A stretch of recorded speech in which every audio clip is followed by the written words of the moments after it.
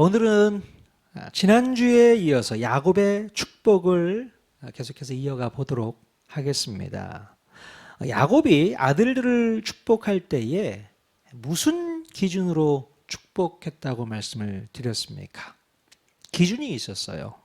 자, 그것은 바로 각각의 분량대로 그들이 살아오면서 키워왔던 그릇의 그 사이즈만큼씩 축복을 했다고 했죠. 즉 야곱의 장자 르우벤에게는 무슨 축복을 했습니까? 바로 그릇의 분량을 늘리는 삶을 살지 않았기에 저주에 가까운 예언으로 복을 빌어 주었고요. 반면에 유다에게는 자손 대대로 왕권이 이어지게 될 것이라고 축복해 줍니다. 자, 그만큼 유다는요, 자신의 분량을 키워오는데 성공한 인생을 살았던 것입니다. 이렇게 야곱의 축복은 아들들이 과거에 어떤 삶을 살았느냐에 따라서 받게 되는 축복의 분량이 각각 다르다는 것을 여실히 보여주고 있습니다. 자, 그러나 더 중요한 사실은요, 과거의 삶에 연연하지 않고 분발해서 자신의 분량 사이즈를 조금씩 키워나간다면 하나님의 복은 반드시 움직인다는 사실을 레위 지파를 통해서도 우리가 배울 수 있었습니다. 예. 비록 우리의 현재의 삶이 내가 지금까지 잘못 살아온 것 같아 라고 느껴진다면 거기서 머물지 않고요, 분발하셔야 됩니다. 다시금 하나님 말씀 앞에 엎드리고 하나님 말씀으로 살아가는 그런 귀한 인생을 우리가 살겠노라고 결단하고 헌신하고 도전해야 되는 것입니다. 그러면 결과는 어떻게 된다고요? 바뀝니다. 뒤집어집니다. 전세가 역전됩니다. 자, 이렇게 레위 지파가 그것을 증명해 보였잖아요. 여러분의 삶 가운데도 그런 놀라운 역사가 분명히 일어날 수 있기를 원합니다. 여러분, 하나님께서 주시는 복을 여러분들도 풍성하게 받기를 원하십니까? 풍성한 복 받기를 원하세요? 아멘. 자, 그러면 우리는 어떤 복부터 받아야 할까? 자, 예수 믿고 구원 얻는 복부터 우리는 받아야 합니다.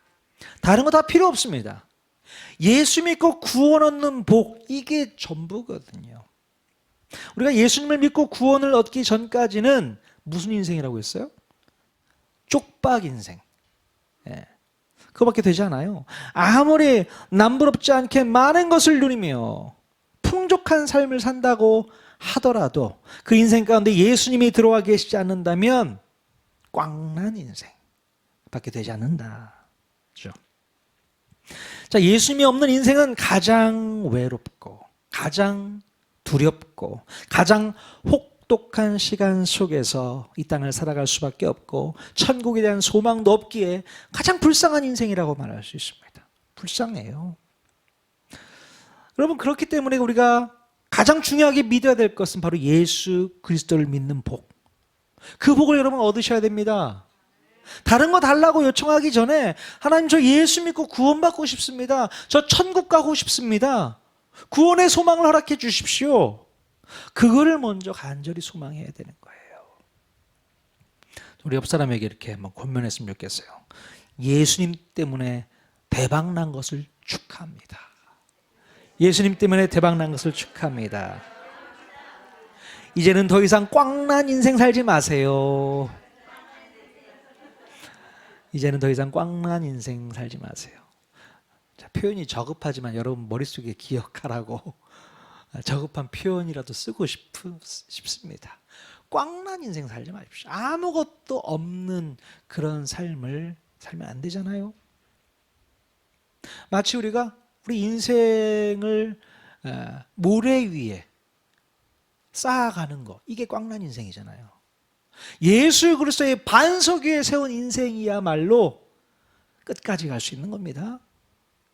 그러나 모래 위에, 아무런 기반이 없는 모래 위에 여러분의 인생, 여러분의 가정을 세워나간다면 어떻게 될까요?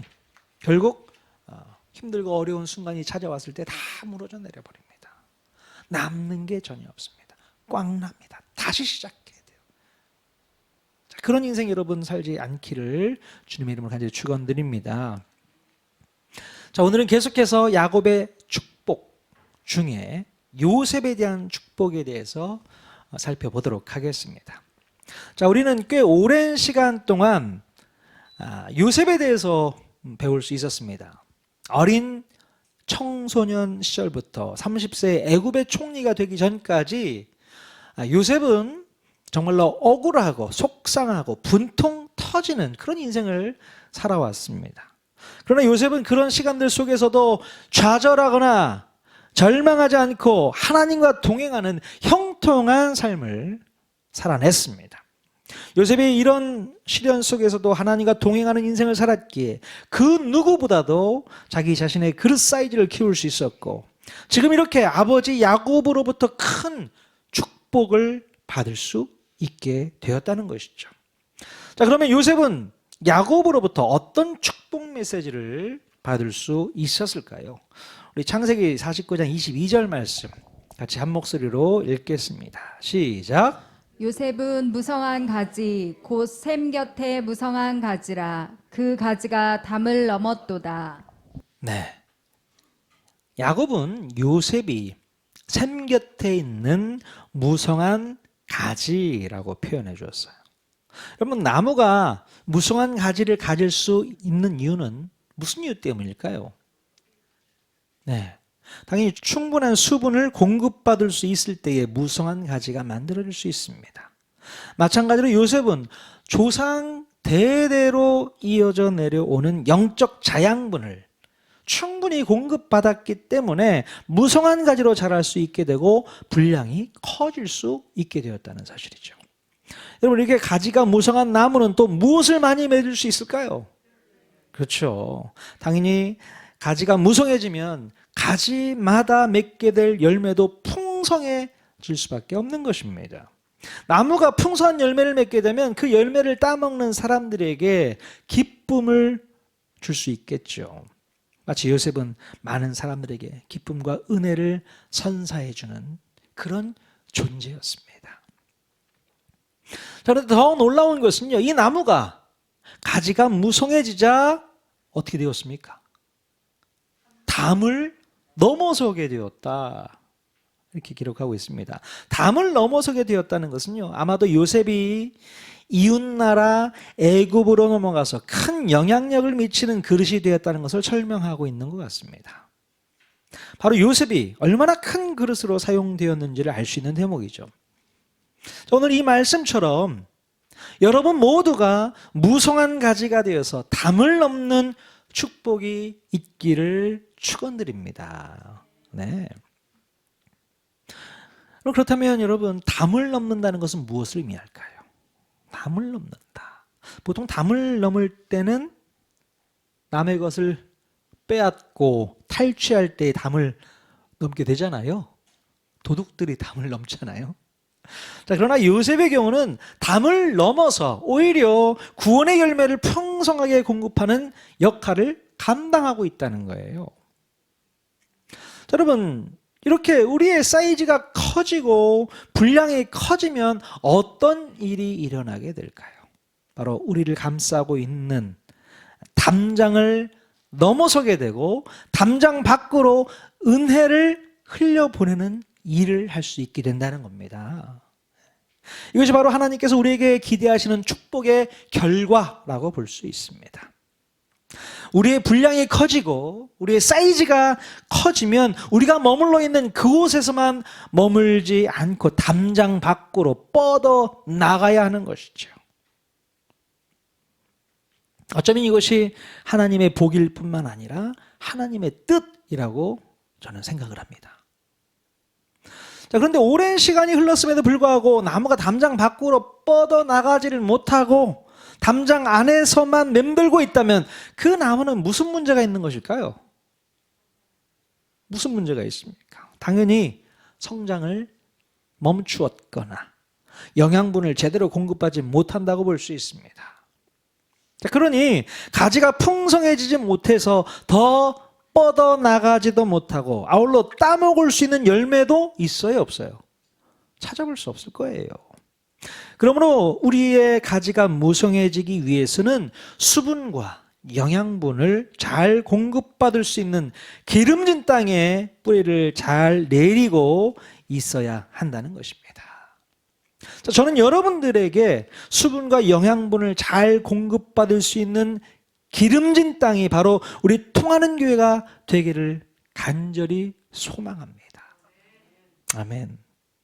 자, 이 교회에 뿌리를 내리기만 하면 수분과 영양분을 잘 공급받아서 가지와 열매가 풍성해지고 담장 너머로까지 뻗어나가서 담장 밖에 있는 불신 영혼들에게 아름다운 구원의 열매를 제공해 줄 수 있기를 소망합니다.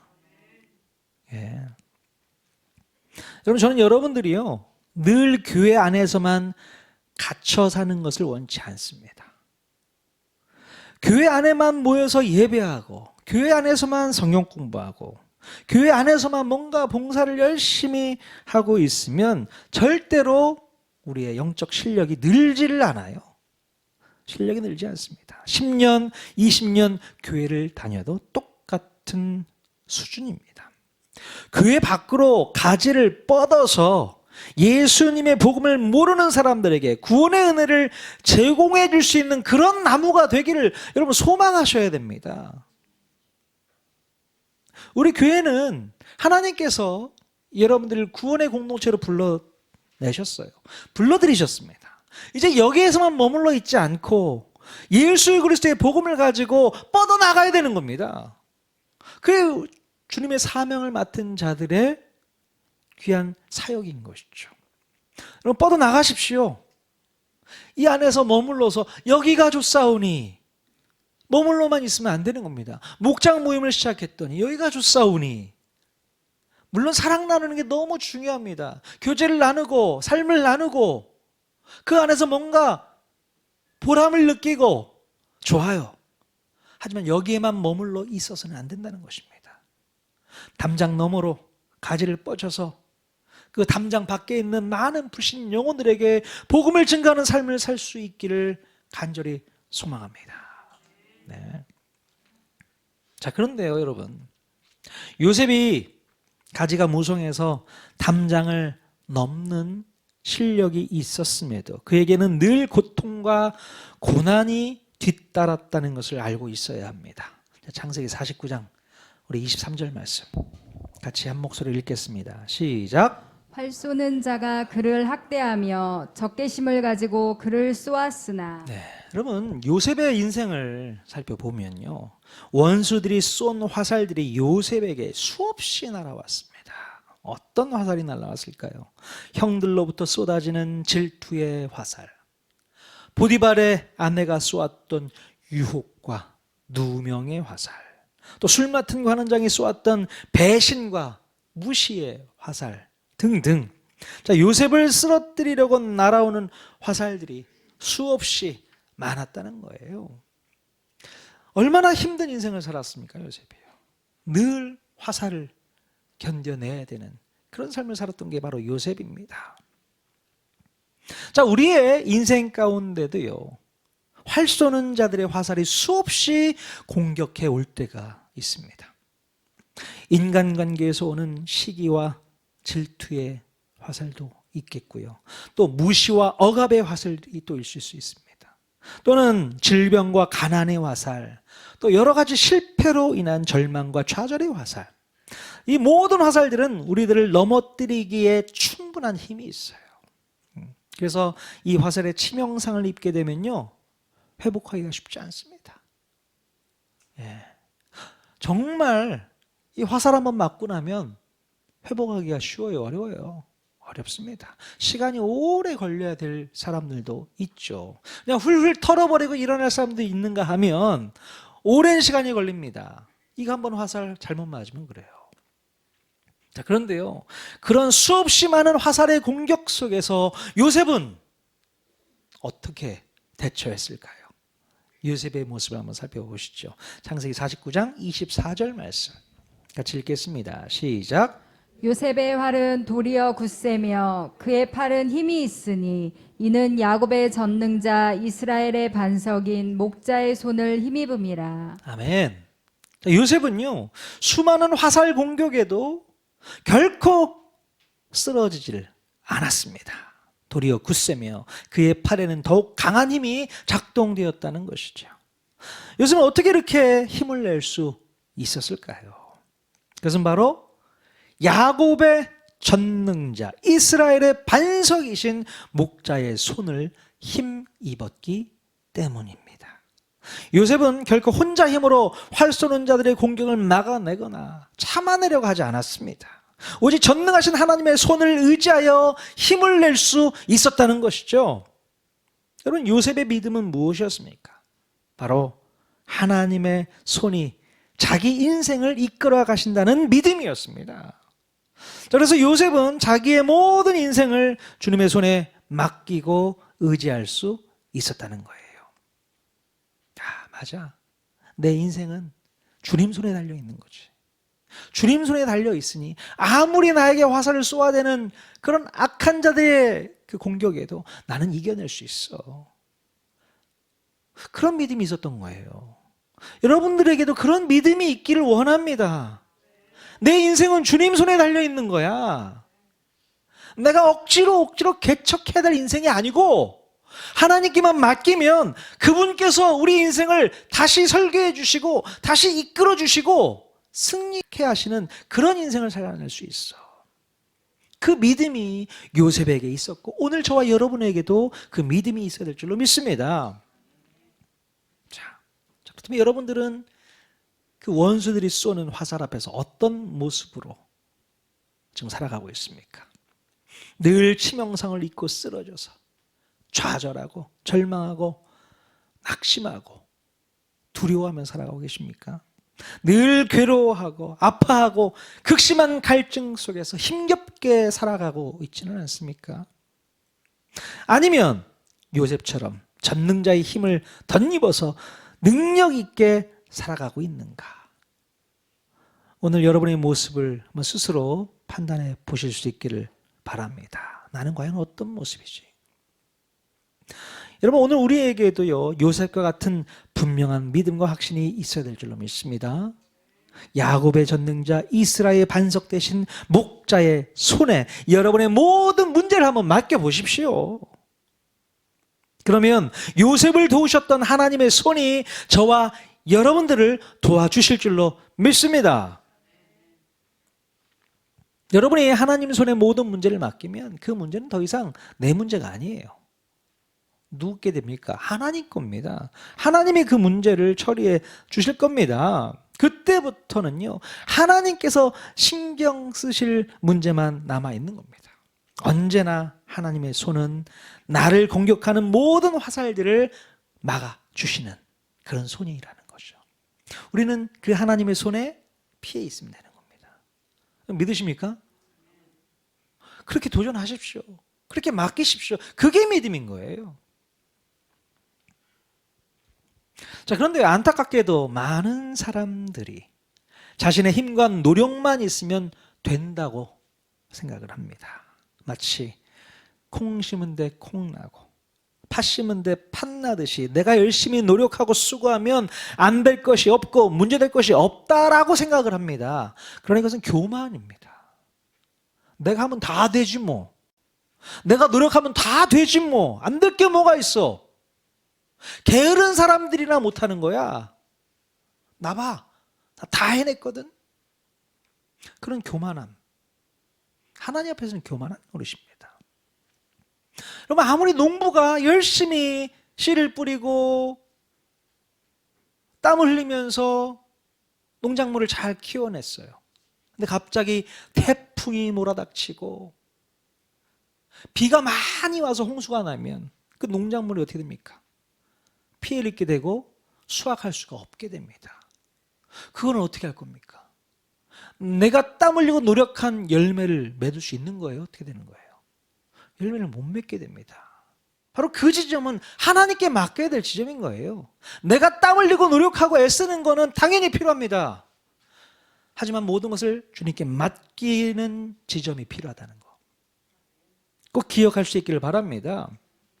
자, 그런데 아무리 내가 노력해서 좋은 성과를 내어도 결국 돌아오는 화살에 치명상을 입고 쓰러질 수 있다는 거죠.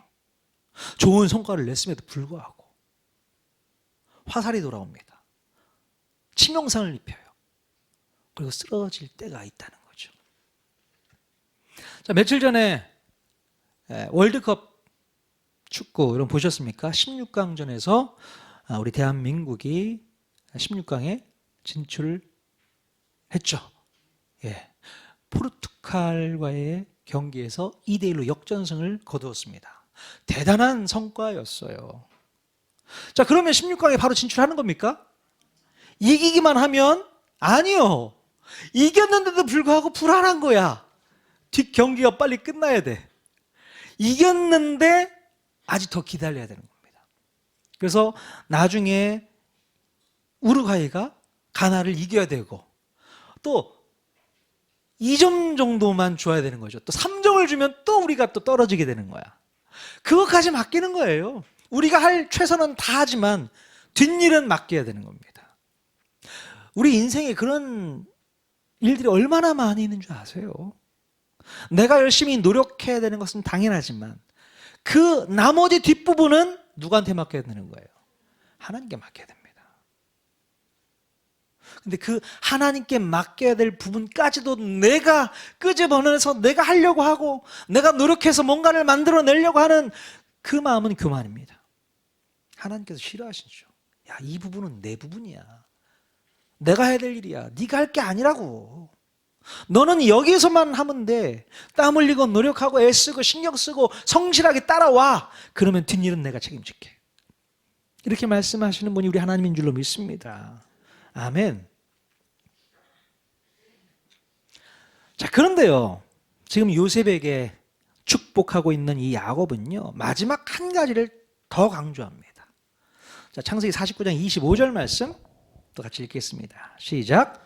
내 아버지의 하나님께로 말미암나니 그가 너를 도우실 것이요 전능자로 말미암나니 그가 내게 복을 주실 것이라. 네, 야곱이 25절에서 강조하고 싶었던 단어가 무엇이었을까요? 아버지라는 단어라고 저는 생각합니다. 아버지. 여기서 아버지는 누구를 가리키는 말입니까? 바로 야곱 자신 뿐만 아니라 아브라함과 이삭을 포함한 단어가 아버지입니다. 즉 조상 대대로 내려오는 믿음의 유업이 얼마나 중요한지를 가르쳐주고 있는 거예요. 이렇게 요셉이 담을 넘어설 수 있었고 전능자 하나님의 도우심을 입을 수 있었던 것은 바로 조상 대대로 내려오는 믿음의 유업, 신앙의 유업 때문이었다고 깨닫게 해주는 말씀이 이 말씀입니다. 네 아버지의 하나님께로부터 말미암았다. 네가 받은 축복은 네 아버지의 하나님께로부터 말미암았다라는 얘기를 하고 있습니다. 여러분 지난주에도 말씀드렸지만 우리가 처음부터 그릇이 크지를 않습니다. 네. 모두가 다 제로 베이스에서 그 믿음 생활을 시작하게 됩니다. 그러나 그 믿음을 올바른 길로 이끌어주는 가장 중요한 요인은 우리가 누군가로부터 믿음의 유산을 물려받았을 때에 가능한 것입니다. 믿음의 유산이 우리에게 전달되어지면요, 비록 그것이 제로 베이스에서 시작하지만 속도감 있게 갈 수 있게 되는 거죠. 그리고 올바른 길로 갈 수 있도록 목표를 제시해 주는 거니까. 그게 그래서 중요한 겁니다. 믿음의 유업, 신앙의 유업, 신앙의 유산. 이게 정말 중요하다는 것이죠. 그러니 요셉 혼자서 믿음이 스스로 커진 것이 아니라고 말하는 거예요. 야, 네 혼자 힘으로 이렇게 된 게 아니라는 거야. 너의 아버지 야곱, 너의 할아버지 이삭, 증조 할아버지 아브라함, 그게 쌓이고 쌓이고 쌓여서 네 믿음이 된 거야. 그 얘기를 하고 있는 것이죠. 자, 요셉 위에 야곱이 있었고 야곱 위에 이삭이 있었고 이삭 위에는 믿음의 조상 아브라함이 있었음을 깨달아야 된다. 그 얘기입니다. 자, 요셉이 이렇게 훌륭한 영적 거장이 될 수 있었던 것은 아버지의 하나님께로부터 말미암는 축복이 있었다는 것입니다. 출발점이 다르다는 얘기를 하고 있는 거예요. 여러분, 처음 신앙을 갖게 됐던 아브라함은 어땠습니까? 출발점이요, 완전 제로였어요. 처음 하나님을 만나게 되었고 믿음의 시작이 너무 더뎠습니다.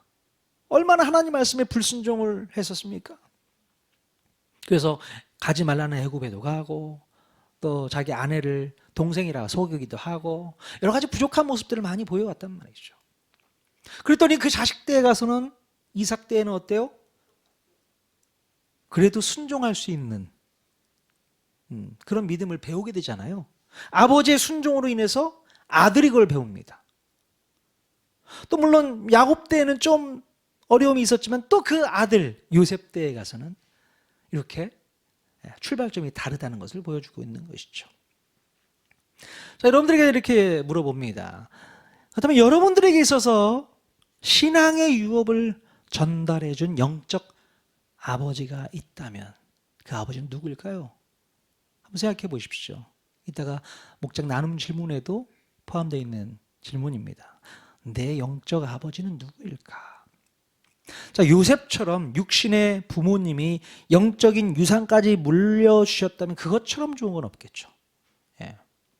그러나 그렇지 못한 경우가 많이 있습니다. 집에서 본인이 예수님을 제일 처음 믿게 된 경우는 참 안타까운 일이죠. 신앙의 유업을 이어받아서 예수 믿게 되었으면 더 좋았을 텐데 그러지 못하고 내가 처음으로 예수를 믿게 되었어. 참 그러면 어렵습니다. 자, 그럼 우리가 가져야 될 이 신앙의 유업은 누구에게로부터 물려받아야 될까? 바로 영적인 아버지로부터 물려받아야 한다는 겁니다. 영적 아버지는 분명히 있을 거 아니에요. 육신의 아버지가 신앙생활을 하지 않았고 그 신앙을 우리에게 물려주지 않았다면 반드시 영적 아버지는 분명히 있을 줄로 믿습니다. 예. 그러므로 우리들 모두는요, 영적 아버지를 잘 만나야 돼요. 영적 아버지를 만나는 것도 참 복입니다. 예. 왜냐하면 영적 아버지를 통해서 물려받은 믿음을 기반으로 우리의 믿음이 좀 더 굳건하게 세워지기 때문에 그렇습니다. 그럼 제가 바라는 소망은요, 이런 게 있어요. 그래서 바로 제일 먼저 우리 자녀들, 우리 소원이와 시원이가 이렇게 고백했으면 좋겠습니까? 제가 받은 축복은 아버지의 하나님께로부터 말미암았습니다. 이런 고백이 우리 아이들 입에서 나왔으면 좋겠어요. 아버지, 제가 받은 축복은요, 아버지의 하나님으로부터 말미암았습니다. 그런 고백이 우리 아이들 입에서 나왔으면 좋겠는데 우리 아이들 어디 갔지? 잘 기억하고 있으라고. 자, 그리고 더 나아가서 우리 통하는 교회의 성도들도 이런 고백이 있으면 좋겠습니다. 목사님을 통해서 제가 하나님의 복을 경험하고 있습니다. 네. 저는 우리 통하는 교회 성도들에게 복과 은혜를 흘려보내는 그런 목자가 되고 싶어요. 저를 통해서 여러분들에게 많은 유익이 풍성하게 채워지기를 원합니다. 그러니까 저를 통해서 모든 하나님의 신앙의 유업들이 흘러갈 수 있기를 원합니다. 이게 원활하게 흘러가야 돼요. 그래서 여러분들이 이 통하는 교회에 나와서 저와 교제를 하고 말씀을 듣고 그 말씀을 가지고 살아가기 위해서는 누구랑은 좀 많이 친해져야 돼요? 저랑 친해져야 돼요. 할 수 없어요. 목사님과 좋은 관계를 맺고 목사님을 통해서 흘러나오는 말씀들을 내가 받아서 영양분으로 삼고 그러고 살아야 되는 거 아니겠습니까? 물론 제가 단점이 왜 없겠습니까? 부족한 점이 왜 없겠어요? 인간인지라 부족한 점도 있고 연약한 부분도 있습니다. 하지만 하나님께서 우리 목사님을 사용하시는구나, 쓰시는구나 라고 믿고 그분을 통해서 나오는 하나님의 말씀을 내가 듣겠습니다. 순종하겠습니다. 신앙의 유업으로 받아들이겠습니다. 라는 마음으로 저와 함께 교제를 나눌 수 있기를 바랍니다.